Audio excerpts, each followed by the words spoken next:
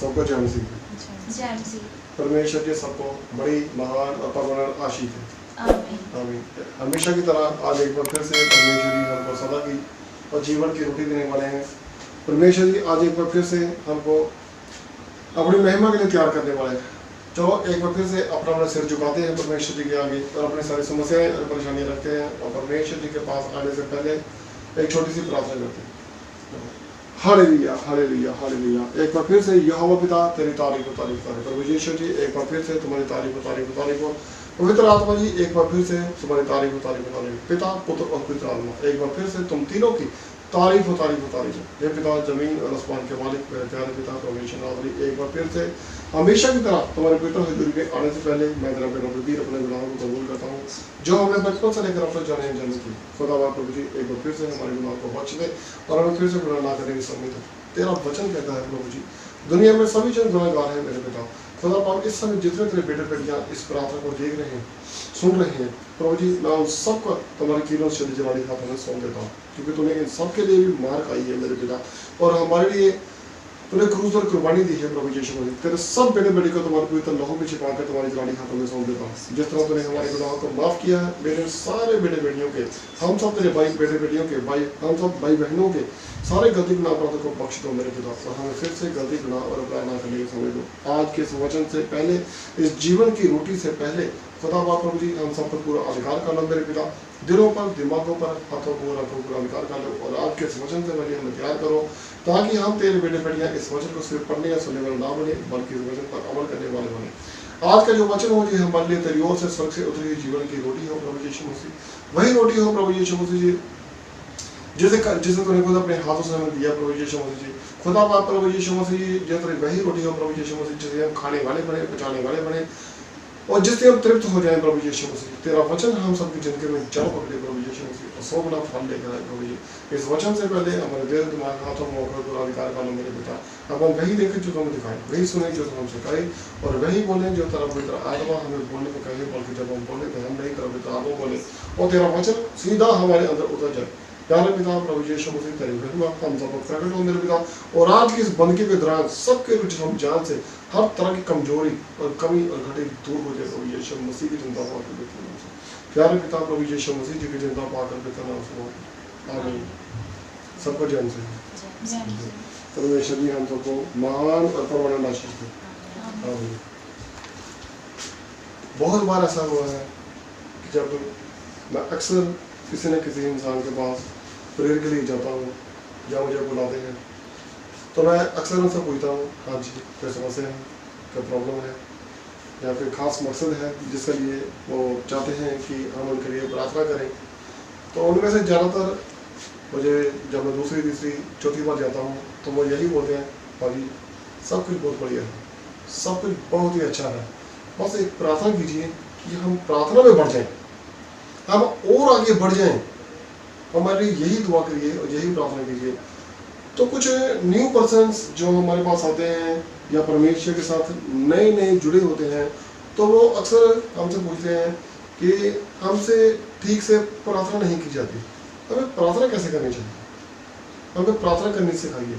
हम ज़्यादातर प्रार्थना नहीं कर पाते हैं, प्रार्थना कैसे करते हैं। तो मुझे याद है कि प्रभु यीशु मसीह हमेशा अपने शिष्यों को कुछ ना कुछ सिखाते रहते थे। जैसे एक बार उनके शिष्यों ने उनसे पूछा कि प्रभु जी प्रार्थना कैसे करनी चाहिए। तो आज जो हमारे पास परमेश्वर के बच्चे आते हैं मिलते हैं उनमें से बहुत सारे लोग मुझे भी पूछते हैं कि हमें प्रार्थना करने का कोई तरीका बताइए। तो प्रार्थना कैसे करनी चाहिए, प्रार्थना कैसे की जाती है, ये कोई किसी को नहीं सिखा सकता सिवाय एक परमेश्वर के। तो चलो आज हम चलते हैं फिर से प्रभु यीशु मसीह के पास और सीखते हैं प्रभु से कि प्रार्थना कैसे की जाती है। ठीक है, इसके लिए हम आते हैं मत्ती 6 नंबर अध्याय पे तो उसकी आयत नंबर 9 पे। हमने वचन में बाइबल में बहुत जगह देखा है कि जब प्रभु लोगों को शिक्षा देते रहते थे तो परमेश्वर जी प्रभु यीशु मसीह हमेशा जब शिक्षा देते थे तो वो दृष्टांतों में शिक्षा दिया करते थे। दृष्टांतों में मीन्स बुझारतों में। डायरेक्ट वे से प्रभु यीशु मसीह शिक्षा बहुत कम देते थे। जैसे प्रभु शिक्षा दिया करते थे स्वर्ग का राज्य कैसा है, ठीक है, स्वर्ग का राज्य दाख रस वाला दृष्टांत प्रभु जी सुनाते थे। स्वर्ग का राज्य कैसा है प्रभु यीशु मसीह इसके बारे में बताया करते थे। 10 कुंवारियों का दृष्टांत प्रभु यीशु मसीह बताया करते थे। बीज बोने वाले का दृष्टांत प्रभु यीशु मसीह दिखाया करते थे। जंगली बीज का दृष्टांत प्रभु यीशु मसीह जी दिया करते थे। तो प्रभु यीशु मसीह जी जो भी हमें सिखाते थे वह ज्यादातर प्रभु यीशु मसीह दृष्टांतों में ही बताया करते थे। तो अक्सर उनके शिष्य, उनके चेले बाद में प्रभु यीशु मसीह से पूछा करते थे कि प्रभु जी इसका हमें अर्थ समझाइए कि इसका मतलब क्या है, बीज बोने वाले का क्या मतलब है। तो अक्सर वो प्रभु से पूछा करते थे। तो प्रभु यीशु मसीह दृष्टांतों में ही शिक्षा क्यों दिया करते थे? एक्चुअली प्रभु यीशु मसीह चाहते थे कि लोग उनमें इंटरेस्ट लें, और जो ग्रो करना चाहता है वो थोड़ा सा इनसे उनमें इंटरेस्ट ले। तो जब मेरे कुछ भाई बहन 3-4 दिन पहले मुझे मिले, उन्होंने मुझसे बोला कि सर पाजी हमें प्रार्थना करनी सिखाइए, हमें प्रार्थना कैसी करनी चाहिए। तो मुझे एकदम से परमेश्वर जी ने बताया कि ये जो आज आगे बढ़ना चाहते हैं, कि हम और ग्रो करना चाहते हैं प्रार्थना में, ये प्रार्थना में नहीं बढ़ना चाहते, ये मुझ में बढ़ना चाहते हैं, ये मुझे खोज रहे हैं। तो मैं इनके साथ हूँ, तो इनको एक तरीका है वो बताइए कि प्रार्थना कैसे की जाती है। वैसे लूका में लिखा हुआ है कि जब जीसस पहाड़ी से उतरकर नीचे आए थे, लूका 11 में लिखा हुआ है कि तो उनके शिष्यों ने उनसे पूछा कि हमें प्रार्थना करनी सिखाइए, उनसे बोला। तो मत्ती में थोड़ा डिटेल में है, इसलिए हम मत्ती में चलते हैं। मत्ती 6 नंबर अध्याय की आयत नंबर 9 से 13 तक पढ़िए प्लीज। अतः तुम इस रीति से प्रार्थना किया करो। रुको, अतः उन्होंने उससे पूछा कि प्रभु हमें प्रार्थना कैसे करनी चाहिए। तो उन्होंने बोला अतः तुम इस रीति से, रीति क्या होती है, रीत क्या होती है? एक रिवाज, एक परंपरा, एक ट्रेडिशन, एक सीक्वेंस, एक तरीका है। इस तरीके से प्रार्थना किया करो। अतः तुम इस रीति से प्रार्थना किया करो। वो रीत कौन सी है, वो तरीका कौन सा है? हाँ जी। हे हमारे पिता, हे हमारे पिता, तू जो स्वर्ग में है, तू जो स्वर्ग में है, तेरा नाम पवित्र माना जाए, तेरा नाम पवित्र माना जाए। जल्दी पढ़ो। तेरा राज्य आए, तेरा राज्य आए, तेरी इच्छा जैसे स्वर्ग में पूरी होती है वैसे पृथ्वी पर भी हो। तेरी इच्छा जैसे स्वर्ग में पूरी होती है वैसे पृथ्वी पर भी हो। हाँ। हमारे दिन भर की रोटी आज हमें दे। हाँ। और जिस प्रकार हमने अपने अपराधियों को क्षमा किया है, वैसे ही तू भी हमारे अपराधों को क्षमा कर। जिस प्रकार हमने अपने अपराधियों को क्षमा किया है, वैसे ही तू भी हमारे अपराधों को क्षमा कर। और हमें परीक्षा में ना ला, और हमें परीक्षा में, आजमाइश में ना ला, परंतु बुराई से बचा, परंतु बुराई से बचा। क्योंकि राज्य और पराक्रम और महिमा सदा तेरे ही हैं। आमीन। राज्य, पराक्रम और महिमा सदा तेरे ही है। आमीन। तो शिष्यों को प्रभु ने ये कहते हुए प्रार्थना करने सिखाया कि इस रीति से प्रार्थना किया करो। कुछ लोग क्या करते हैं, यही प्रार्थना करते हैं। लेकिन जैसा कि हमने कहा कि प्रभु यीशु मसीह जब भी शिक्षा दिया करते थे तो वो दृष्टांतों में शिक्षा दिया करते थे। तो ये भी प्रभु ने उनको एक दृष्टांत के रूप में बताया कि प्रार्थना कैसे की जाती है। उन्होंने क्या कहा, जब तुम प्रार्थना करो तो इस रीति से प्रार्थना करो, इस विधि से, इस तरीके से, इस सीक्वेंस से, इस वे से प्रार्थना करो। तो वो वे कौन सा था, एक बार फिर से अब थोड़ा डिटेल में चलते हैं, क्योंकि प्रभु ने हमेशा दृष्टांतों में हमें सिखाया है। तो इस दृष्टांत को समझने के लिए हमें थोड़ा इसमें डीपली जाना पड़ेगा। फिर से देखिए, अब धीरे धीरे पढ़ो। अतः तुम इस रीति से प्रार्थना किया करो। अतः तुम इस रीति से प्रार्थना किया करो। एक मिनट रुकना। एक्चुअली ये कैसे हुआ? जब प्रभु ने उन्होंने प्रभु से पूछा कि हमें प्रार्थना करना सिखाइए, तो उन्होंने क्या देखकर प्रभु को बोला कि हमें प्रार्थना कैसे करनी चाहिए? मत्ती इसी 6 नंबर अध्याय की 1 नंबर पे लिखा हुआ है कि जब जीसस शिक्षा दे रहे थे तो वो लोगों को बहुत सारे काम बता रहे थे कि तुम धर्म के काम दिखावे के लिए मत किया करो, वरना तुम्हें पिता से कुछ नहीं मिलेगा। 1 नंबर पढ़ के देखना प्लीज। सावधान रहो, सावधान रहो, अलर्ट हो जाओ। तुम मनुष्यों को दिखाने के लिए अपने धर्म के काम ना करो। सावधान रहो, दिखावे के लिए धर्म के काम मत करो, नहीं तो तुम्हें कुछ नहीं मिलेगा। नहीं तो अपने स्वर्गीय पिता से कुछ भी फल ना पाओगे। देखो प्रभु उनको शिक्षा दे रहे थे, तो शिष्य पास में खड़े थे। इमेजिन करके देखो कि प्रभु शिक्षा दे रहे हैं, शिष्य पास खड़े हैं, तो क्या हो रहा है? प्रभु सबको बोल रहे हैं। वहां कौन थे? फरीसी, शास्त्री, बहुत सारे लोग। धर्म के काम दिखावे के लिए मत करो, वरना तुम पिता से कोई फल नहीं पाओगे। फिर उन्होंने क्या बोला? दान।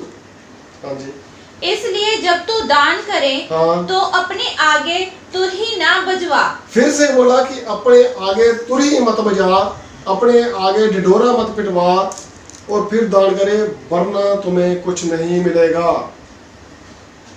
3 नंबर देखो। परंतु जब तू दान करे, बल्कि जब तुझे दान कैसे करना चाहिए कि जब तू दान करे, हाँ, तो जो तेरा दाहिना हाथ करता है उसे तेरा बायां हाथ ना जानने पाए। तेरा एक हाथ जब दान करे तो दूसरे हाथ को पता भी ना चले। अब मैंने कुछ लोगों को देखा कि जब वो सेवकाई के लिए या चंदा या दान एक पेटी में डालते हैं, तो एक हाथ से आगे डालते हैं, तो दूसरा हाथ पीछे डाल देते हैं, या इधर से दान डाल देते हैं तो ये हाथ पीछे डाल लेते हैं। मैंने पूछा, बहन जी ये आप क्या कर रहे हैं? कहते हैं बाइबल में लिखा है जब एक हाथ दान करे तो दूसरे को पता नहीं चले। और प्रभु का कहने का मतलब ये नहीं था कि तुम्हारा एक हाथ दान करे तो दूसरा हाथ पीछे कर ले। उसका मतलब था कि अगर तुम्हारे दाएं या बाएं कोई खड़ा है तो उसको पता भी ना चले कि तुमने क्या किया है। ये क्या होगा? ये होगा गुप्त। ये हम गुप्त क्यों कर रहे हैं? क्यों करेंगे ऐसा? गुप्त दान हमें क्यों करना है? क्योंकि परमेश्वर गुप्त है और वो गुप्त पिता हमें जानता है। हाँ जी, ताकि तेरा दान गुप्त रहे, ताकि तेरा का दान गुप्त रहे। और अगर हमारे काम गुप्त होंगे, अगर हम दिखावे के लिए नहीं करेंगे, तो फिर क्या होगा? और तब तेरा पिता जो गुप्त में देखता है, हाँ, पिता क्या है? वो दोनों तरफ देखता है, गुप्त भी देखता है, सामने भी देखता है। तब तेरा पिता जो गुप्त में है, हाँ, तुझे प्रतिफल देगा। तुझे इसका फल देगा। दान कैसे करना चाहिए? उन्होंने कहा धर्म के काम तुम करते हो, दिखावा मत करो। दान करते हो, दिखावा मत करो। प्रार्थना करते हो तो धर्मियों की तरह करो, कपटियों की तरह मत करो। लंबी लंबी प्रार्थनाएं मत करो। कुछ लोग दिखावे के लिए प्रार्थना करते हैं, कुछ लोग दिखावे के लिए धर्म के काम करते हैं, कुछ लोग दिखावे के लिए दान करते हैं। हाँ जी, जब तू प्रार्थना करे, हाँ, तो कपटियों के समान ना हो। देखो अब फिर बात आ गई। जब उन्होंने तीसरी बार ये बोला कि जब तू प्रार्थना करे तो कपटियों के समान प्रार्थना ना करे, तो शिष्यों ने ये बात देखी कि सब कुछ तो प्रार्थना से मिलेगा। तो इसलिए उन्होंने जीसस से पूछा, बोला कि हमें प्रार्थना करने सिखाइए। और जीसस ने उनसे बोला, जब तुम प्रार्थना करो तो इस रीति से प्रार्थना करो, इस विधि से, इस तरीके से प्रार्थना करो जो 9 नंबर आयत पे लिखा हुआ है। अब हम थोड़ा सा इसको डीपली जाएंगे 9 नंबर से।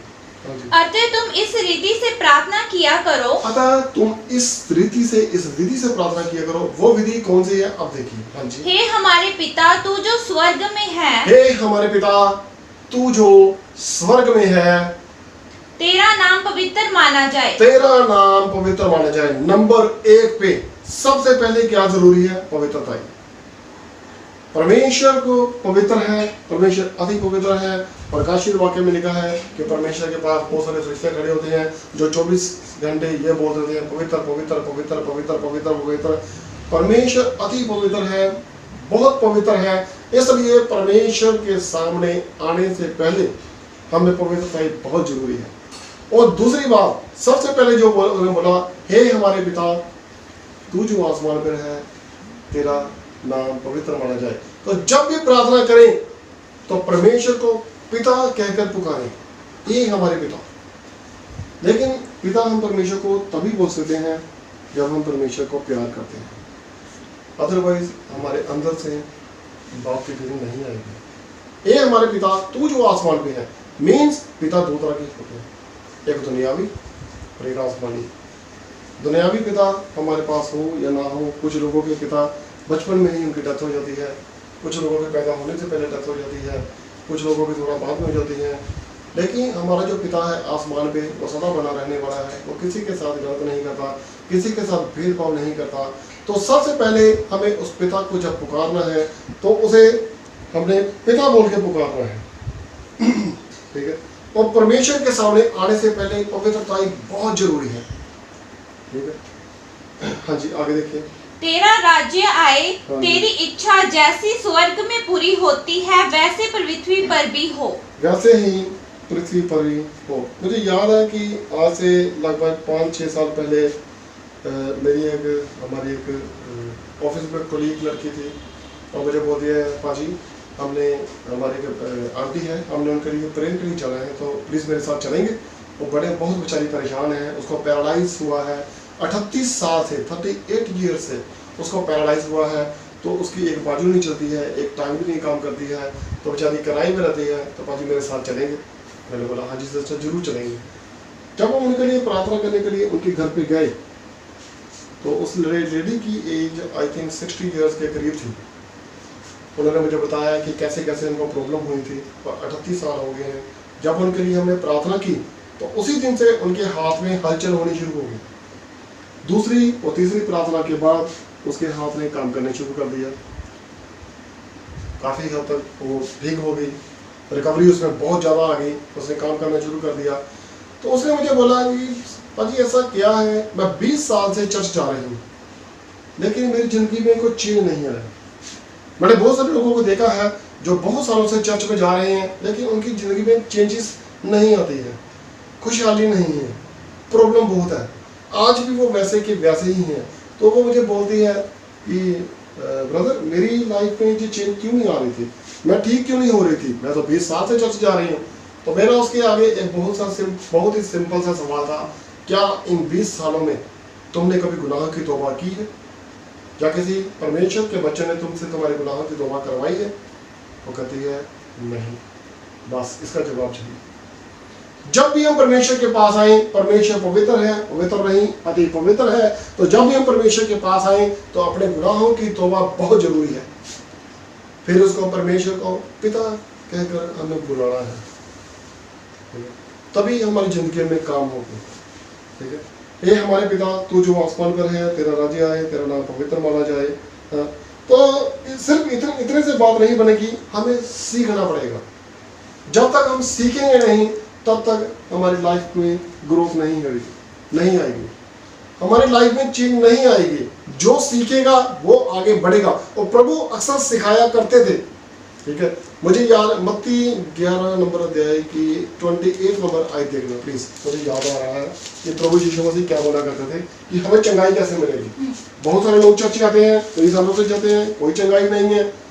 ठीक है, हाँ, हे सब परिश्रम करने वालों, परमेश्वर क्या कहते हैं, ज्यादातर लोग जब चर्च जाते हैं तो उनमें बहुत सारे लोग ऐसे कुछ बीमार होते हैं, किसी के घर में कलेश है, लड़ाई झगड़ा है, तो प्रभु उनके बारे में क्या कहते हैं, हे सब परिश्रम करने वालों और बोझ से दबे हुए लोगों, हाँ जी, और बोझ से दबे हुए लोगों मेरे पास आओ, मैं तुम्हें विश्राम दूंगा। मेरे पास आओ, मैं तुम्हें विश्राम दूंगा।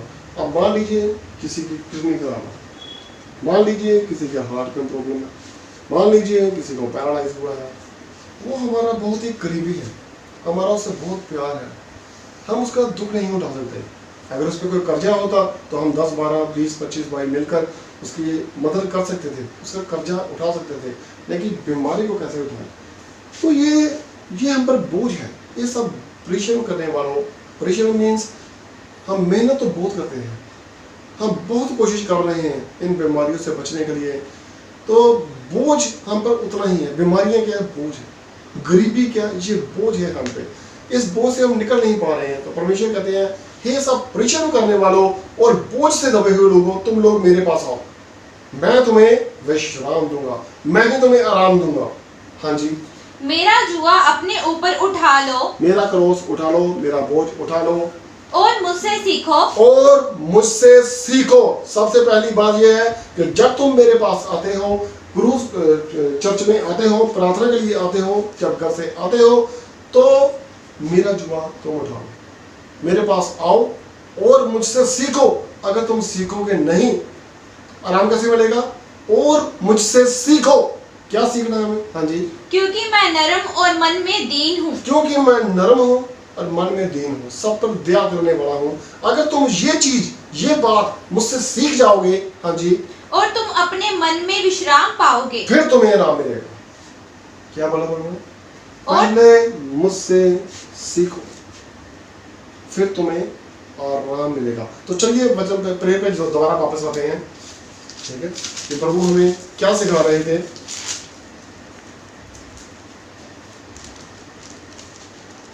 हाँ, तेरा राज्य आए, तुम्हारा पढ़ना। तेरा राज्य आए, तेरी इच्छा जैसी स्वर्ग में पूरी होती है वैसे पृथ्वी पर भी हो। तेरा राज्य आए और तेरी इच्छा जैसे स्वर्ग में पूरी होती है पृथ्वी पर भी पूरी हो। इच्छा किसकी पूरी होती है पृथ्वी पे? जिसका राज हो। जिसका राज नहीं है उसकी इच्छा भी पूरी नहीं हो सकती। तो हम प्रभु को बोलते हैं कि तेरा राज्य आए और तेरी इच्छा पूरी हो। तो प्रभु का राज, प्रभु की इच्छा दुनिया में कैसे पूरी होगी? ठीक है, जब उसका राज स्थापित होगा तब। तो इसके लिए प्रभु ने हमें एक ड्यूटी, एक रिस्पॉन्सिबिलिटी दी है कि जाओ और खुशखबरी का प्रचार करो, दुखियों को खुशखबरी का प्रचार सुनाओ, बीमारों को चंगा करो। प्रभु ने हमें ये हिदायतें दी और प्रभु ने हमें आशीष दी कि जाओ मेरा ये काम करो। जब हम जाएंगे प्रभु का नाम लेकर और ये काम करेंगे, जरूरतमंदों की मदद करेंगे, बीमार लोगों के लिए प्रार्थनाएं करेंगे और उनको चंगा करेंगे। चंगा तो प्रभु करेगा, हम नहीं करेंगे। जब उनको प्रभु का नाम लेकर चंगा करेंगे तो हम प्रभु का काम करेंगे। तो इससे क्या होगा? प्रभु का राज्य हमारे बीच में आ जाएगा। तो हमारी जिंदगी में बीमारियां और परेशानियां नहीं रहेंगी। ठीक है, तो हमने प्रार्थना क्या करनी है? प्रभु तेरा राज्य आए और जैसे तेरी इच्छा स्वर्ग में पूरी होती है पृथ्वी पर भी पूरी हो। तो पृथ्वी पर प्रभु की इच्छा पूरी करने के लिए हमें प्रभु के बच्चों को जो ये प्रार्थना सुन रहे हैं उन्हें आगे जाना होगा प्रभु का नाम लेकर। और प्रभु से प्रार्थना के दौरान ये हमें जो प्रभु ने हमें सिखाया है कि तेरी इच्छा पूरी हो। ठीक है, हमें प्रभु से प्रार्थना करनी है, दुआ करनी है, हमारे पिता हमें अपनी इच्छा पूरी करने के लिए तैयार कर, ताकि हम तेरे काम कर सकें और तभी तेरी इच्छा पूरी होगी। हाँ जी, इसके आगे क्या? हमारी दिन भर की रोटी आज हमें दे। ये बहुत इंपॉर्टेंट है। हमारे दिन भर की रोटी तू आज हमें दे। दिन भर की रोटी मीन्स खुराक, दिन भर की रोटी मीन्स जीवन की रोटी, तो आज हमें दे। ठीक है, जीवन की रोटी, ये जो सेंटेंस है ये हमें सिखाता है परमेश्वर पे डिपेंड रहना। अगर हम परमेश्वर पे डिपेंड रहेंगे तो हमारी जिंदगी में परेशानी नहीं आएगी। ये क्या है? जीवन की रोटी। मैंने बहुत सारे लोगों की टेस्टिमोनीज देखी हैं और बहुत सारे परमेश्वर के बच्चे जो आज कामयाब हैं। जब मैंने उनको पूछा कि आपकी कामयाबी का राज क्या है, तो उन्होंने मुझे अक्सर बताया कि हमने सब कुछ परमेश्वर पर छोड़ दिया और जैसा परमेश्वर ने हमारी जिंदगी में किया हमने उनको माना और हम वही करते रहे जो हमें परमेश्वर ने सिखाया। अगर हम परमेश्वर पर डिपेंड हो जाएंगे तो हमारी लाइफ में से प्रॉब्लम्स पूर्व और पश्चिम की तरफ दूर हो जाएंगे। परमेश्वर पर डिपेंड रहना बहुत जरूरी है। प्रभु ने क्या कहा? इन पक्षियों को देखो जो ना बोते हैं ना काटते हैं, फिर भी परमेश्वर इनको खिलाता है। तो तुम लोग तो इन पंछियों से कहीं बढ़कर हो। वो पक्षी सिर्फ डिपेंड है परमेश्वर पे, वो कोई खेती नहीं करते। परमेश्वर क्या कहते हैं? तुम लोग इनसे बढ़कर हो। परमेश्वर हमें ये वचन हमें सिखाता है कि अपने आप को परमेश्वर के आगे सरेंडर कर दो और परमेश्वर से पहले सीखो और अपने आप को परमेश्वर के आगे सरेंडर कर दो। ठीक है, हाँ जी, दोबारा से पढ़ना जी। हमारे दिन भर की रोटी आज हमें दे। हमारे दिन भर की रोटी आज हमें दे। हमें दिन भर की रोटी आज, हमारे दिन भर की रोटी आज हमें दे। हाँ जी, और जिस प्रकार हमने अपने अपराधियों को क्षमा किया है, हाँ, वैसे ही तू भी हमारे अपराधों को क्षमा कर। और मोस्ट इंपॉर्टेंट चीज जो 4th नंबर पे हमें बताई गई है कि जिस प्रकार हमने अपने गुनाहगारों को, अपराधियों को क्षमा किया है, तू भी हमारे गुनाहों को, अपराधों को क्षमा कर दे। तो वचन क्या कहता है कि अगर हम चाहते हैं कि हम हमेशा की आग में, नरक की आग में ना डाले जाएं और हम बच जाएं बीमारियों से, इस दुनिया की तकलीफों से बचें, तो पहले तो अपने गुनाहों की माफ़ी मांगनी होगी। अगर हम चाहते हैं कि परमेश्वर जी हमें माफ़ कर दें, तो जो लोग हमारे खिलाफ गुनाह कर रहे हैं हमें उनके गुनाहों को माफ़ करना होगा। लेकिन अगर हम किसी दूसरे के गुनाहों को माफ़ नहीं करेंगे और हम परमेश्वर से बोलेंगे कि तुम हमारे गुनाहों को माफ़ करो, तो क्या ये पॉसिबल है कि परमेश्वर हमारे गुनाहों को माफ़ कर दे? क्या हम ऐसा एक्सपेक्ट करते हैं? आयत नंबर 14 और 15 देखना, उसमें लिखा हुआ है। हाँ जी। इसलिए यदि तुम मनुष्य के अपराध क्षमा करोगे, अगर तुम दूसरों के गुनाह का माफ कर दोगे, जिन्होंने तुम्हारे साथ गलत किया है, अगर आज तुम उनके गुनाहों को माफ कर दोगे, हाँ जी, तो तुम्हारा स्वर्गीय पिता भी तुम्हें क्षमा करेगा। कौन माफ करेगा? वो पिता जो आसमान पर है। धरती पर रहने वाला पिता तो मेरे साथ गलत कर सकता है, लेकिन मैं तुम्हारे साथ गलत नहीं करूंगा। तुम्हारा वो पिता जो आसमान पर है तुम्हारे गुनाहों को माफ कर देगा, बशर्ते तुम भी अपने गुनाहगारों को माफ कर दो। हाँ जी। लेकिन अगर हम माफ नहीं करेंगे फिर क्या होगा? हाँ। और यदि तुम मनुष्यों के अपराध क्षमा ना करोगे, और यदि तुम क्षमा नहीं करोगे तो तुम्हारा पिता जो तुम्हारे अपराध क्षमा ना करेगा, तो तुम्हारा पिता तुम्हारे गुनाहों को क्षमा नहीं करेगा। वचन यह कहता है कि दुनिया में सभी जन गुनाहगार हैं, सभी अपराधी हैं, सभी दोषी हैं। और वचन ये कहता है, बाइबल वचन ये कहता है कि अगर दुनिया में कोई ये बोलता है कि मैं कभी गुनाह नहीं करता, तो वो अपने आप को धोखा देता है। हम सभी गुनाहगार हैं। तो वचन क्या कहता है, जो हम पढ़ रहे थे प्रार्थना, फिर से वहीं पे आइए। हमें हमारे दिन भर की रोटी आज हमें दे, और हमें परीक्षा, हाँ जी, और हमें परीक्षा में ना ला, हाँ, परंतु बुराई से बचा। और तीसरी बात क्या है? हमें परीक्षा में ना ला, परंतु बुराई से बचा। हाँ जी, क्योंकि राज्य और पराक्रम और महिमा सदा तेरी है। राज्य, इज्जत, मान, सम्मान, पराक्रम और महिमा। महिमा क्या होती है? इज्जत, मान, सम्मान सदा और हमेशा तेरे थे और तेरे ही हैं। उसके बाद क्या लिखा है? आमीन। सब पूरा हुआ। ठीक है। प्रभु ने क्या बोला लास्ट में? आगे गुनाहों की माफी मांगनी बहुत जरूरी है। अपने अपराधियों को माफ कर दो। अगर हम चाहते हैं कि परमेश्वर भी हमारे गुनाहों को बख्श दे, हमारी जिंदगी में जो कमियां हैं, जो प्रॉब्लम्स आज हम फेस कर रहे हैं, इसका मेन और बड़ा कारण ये है गुनाह। जैसे पिछली बार हमने प्रार्थनाएं की थी, हमने वचन में शेयर किया था, परमेश्वर जी से सीखा था कि हमारी ज़िंदगी में बीमारियां क्यों आ जाती हैं। तो उसका एक रीज़न था कि धीरे धीरे हमसे गुनाह होते रहते हैं, हमारे गुनाह बढ़ते रहते हैं, तो धीरे धीरे हमारी ज़िंदगी में बीमारियां आ जाती हैं, और यही बीमारियां इंसान को ख़त्म कर देती हैं।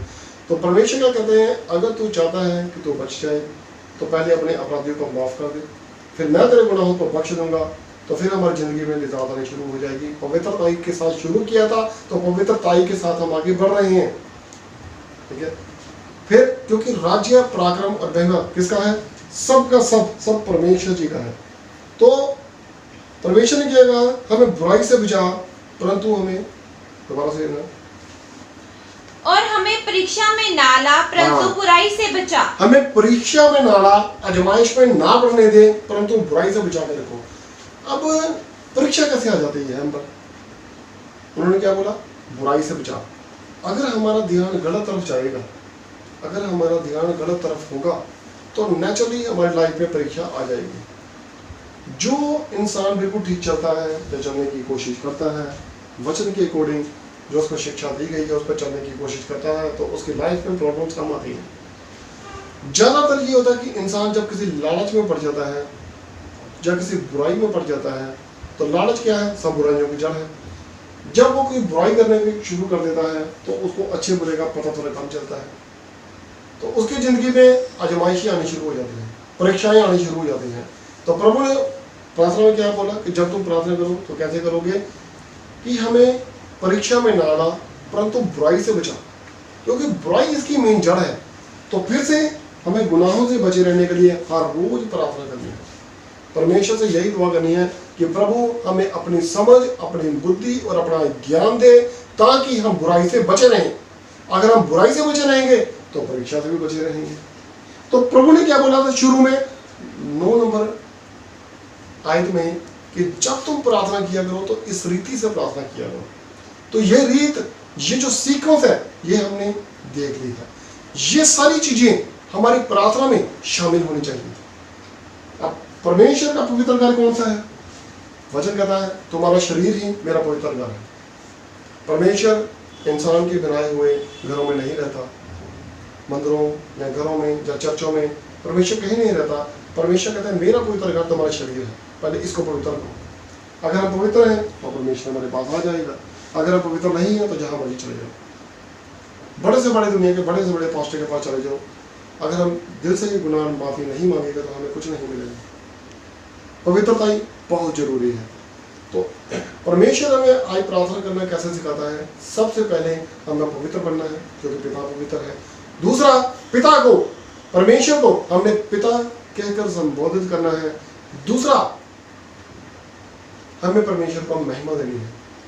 जब भी हम प्रार्थना करें, गुनाह की तौबा करें, परमेश्वर के पास आए, उसके बाद 1 या 2 गीत परमेश्वर की महिमा में गाएं। अगर हमें जो भी गीत आता है उसको रिपीट कर लीजिए, अगर नहीं आता है तो भजन संहिता पढ़ लीजिए, सारी गीतों से भरी पड़ी है। ठीक है, अब ये सारी भजन संहिता लगभग दाऊद ने लिखी है, 100 से बहुत ज्यादा गीत उन्होंने लिखे हैं। तो देखिए कि उसका कितना प्यार होगा जब वो गीत गाया करता था कि परमेश्वर ने उसको कहां से कहां पहुंचा दिया। जब हम परमेश्वर की महिमा गाएंगे, परमेश्वर के गीत गाएंगे, तो हम जोश से भर जाएंगे। और जब हम गीत गाएंगे तो दिल से गाएंगे। ऐसा नहीं हो सकता कि इंसान जोश का गीत गा रहा हो, ठीक है, लेकिन मुंह से गा रहा हो, ऐसा नहीं हो सकता। जो भी गाएगा वो दिल से गाएगा। और तीसरा नंबर पे जीवन की रोटी, प्रभु ने बोला हमारे आज दिन भर की रोटी आज हमें दे, वो है ये वचन। उसके बाद इस वचन को जरूर पढ़िए, और वचन पढ़ने के बाद हमें परमेश्वर का, जब हम खाना, मान लीजिए हमने 3 दिन से खाना नहीं खाया, इस लॉकडाउन में भी कुछ लोगों को खाना नहीं मिलता है, या उनको वो बोला भूखा है, अगर उसको खाना मिल जाए वो कहता है शुक्र है कि हमें खाना मिल गया। वैसे हर रोज मंचूरियन चीचले बना के खाए, वो कभी थैंक यू नहीं करेगा, लेकिन जब उसको 3, 4, 5 दिन खाना ना मिले, जब वो खाएगा तो वो शुक्र जरूर करेगा। इसी तरह जब हम इस जीवन की रोटी को खा लें तो खाने के बाद परमेश्वर का धन्यवाद जरूर करें। और ये धन्यवाद कैसे होना चाहिए? फिर वही बात, दिल से। और दिल से कैसे होगा? हम गीत गाएं, एक बार फिर से गीत गाओ, फिर से परमेश्वर की महिमा करो। ठीक है, महिमा क्यों? इज्जत, महिमा, सम्मान, सलाह तेरे थे, वो तेरे ही हैं। आखिर में हमें परमेश्वर को फिर से महिमा देनी है, और वो महिमा देने के बाद हमें परमेश्वर के सामने सब कुछ रिसीव कर लेना है। हमने जो दिल से दुआएं की, जो प्रार्थनाएं की, परमेश्वर उसका फल हमें देने वाला है। कब देगा? जैसे ही हम बोलेंगे आमीन। परमेश्वर हमें हमारी आशीष जरूर देगा। तो प्रार्थना कैसे की जाती है, ये मुझे परसों चौथ एक बहन हमसे बात कर रही थी, तो मैंने परमेश्वर जी से बात की, तो परमेश्वर जी ने बोला बेटा ये बात। तो आज जैसा मुझे परमेश्वर जी ने बताया हमने यहाँ पे शेयर किया। परमेश्वर का सिखाया हुआ मैंने सब कुछ सिखा दिया। चलो आंखें बंद कीजिए, परमेश्वर हम सबको बड़ी आशीष दे। आमीन। प्लीज अपनी आंखें बंद कीजिए। हे पिता जमीन और आसमान के मालिक, मेरे प्यारे पिता परमेश्वर दास जी का धन्यवाद करता हूँ मेरे पिता, आज के इस जीवन की रोटी के लिए, इस खुराक के लिए, इस पवित्र वचन के लिए मेरे पिता, जो तूने हमें दिया है मेरे पिता। सच में मेरे पिता तू जीवन की रोटी है प्रभु यीशु मसीह जी। और खुदा बाप प्रभु यीशु मसीह, तेरा वचन कहता है जो कोई तेरे पास आता है वो भूखा नहीं रहता, वो प्यासा नहीं रहता। तेरा वचन कहता है प्रभु जी, तू हमें कभी नहीं भूलता, कभी नहीं त्यागता। तो जब तूने हमें सिखाया कि जब तू प्रार्थना करे तो इस रीति से प्रार्थना किया कर। प्यारे पिता प्रभु जी, आज जो तो हमने पढ़ा है, जो हमने सीखा है, हम इसे सिर्फ पढ़ने या सीखने वाले ना बने प्रभु यीशु से, या सुनने वाले ना बने, बल्कि इसे पर पूरा चलने वाला बने, इस पर अमल करने वाला बने, इसे जीवन में लाने वाला, बचाने वाला और अपनाने वाला बने प्रभु यीशु मसीह जी।